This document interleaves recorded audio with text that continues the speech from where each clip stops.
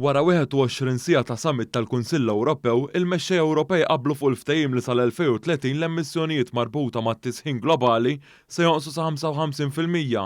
Dan bħala parti mill-pjan tal-Kummissjoni Ewropea dak tal-Green Deal li se jwassal sabiex 30 sena oħra il-kontinent Ewropew għandu mira li jkun ħieles mill-karbonju. Preżenti għal dan is-summit kien hemm il-Prim Ministru Malti Robert Abela li f'kummenti lill-ġurnalisti qal kif pajjiżna saħaq li aħna bħala stat membru gżira għandna r-realtajiet tagħna u jkun inutli li fuq pajjiżna jitpoġġew piżijiet li ma nifilħux għalihom. Il-Prim Ministru Abela qal li ras ar-ras pajjiżna jħammeġ inqas u li dan għandu jittieħed in konsiderazzjoni.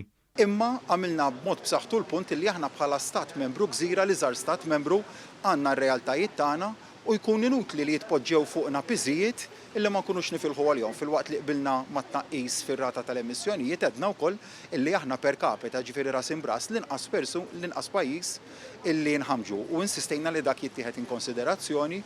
Il-Prim Ministru Robert Abela qal li bl-istess mod dwar il-Green Deal Malta kienet katalista biex fil-Libja sar ftehim biex ikun hemm investiment fil-Gwardji tal-Kosta Libjana sabiex tkun iktar ikkontrollata l-problema tal-immigrazzjoni. Matul dan il-Kunsill Ewropew, il-mexxejja Ewropej qablu fuq l-ewwel passi ta' sanzjonijiet kontra t-Turkija wara tħaffir għal gass fit-territorju tal-Greċja u Ċipru. Il-mexxejja Ewropej saħqu dwar l-importanza ta' relazzjoni b'saħħitha mal-Istati Uniti. F'dan is-summit ukoll il-mexxejja Ewropej qablu fuq il-ftehim mal-Baġit Ewropew u l-Fond tal-Irkupru Ewropew. Mill-budget ta' 7 snin li ġejjin pajjiżna se jkun qed jibbenefika minn 2 biljun u 270 miljun euro. Dan huwa l-akbar pakkett ta' fondi Ewropej li qatt kiseb pajjiżna, id-doppju li nkiseb fil-pakkett finanzjarju ta' qablu.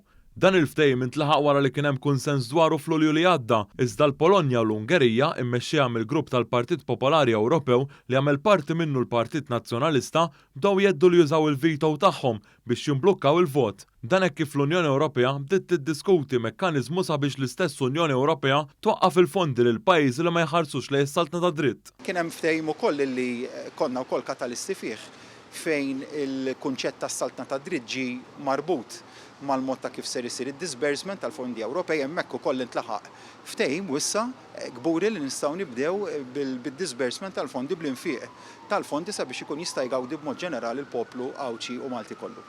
Il-pass li jmiss għall-Baġit Ewropew huwa li jmur għall-approvazzjoni tal-Parlament Ewropew.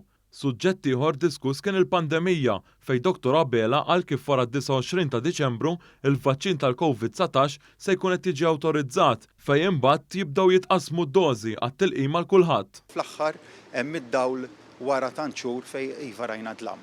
U hemmhekk l-iktar li tħaddidna kienet dwar id-data li fija se jkun hemm l-awtorizzazzjoni tal-vaċċin ħanibdew bil-Pfizer sa 29 mhux aktar tard mid-29 ta' dan ix-xahar hija data importanti ħafna minn hemmhekk imbagħad ikun hemm ir-rollout tal-vaċċin jkun hemm id-distribuzzjoni tal-vaċċin lejn l-istati membri. F'Malta għandna assigurat numru ta' dożi sabiex eventwalment ikun assigurat li l-poplu tagħna jkun jista' jitlaqqam kollu.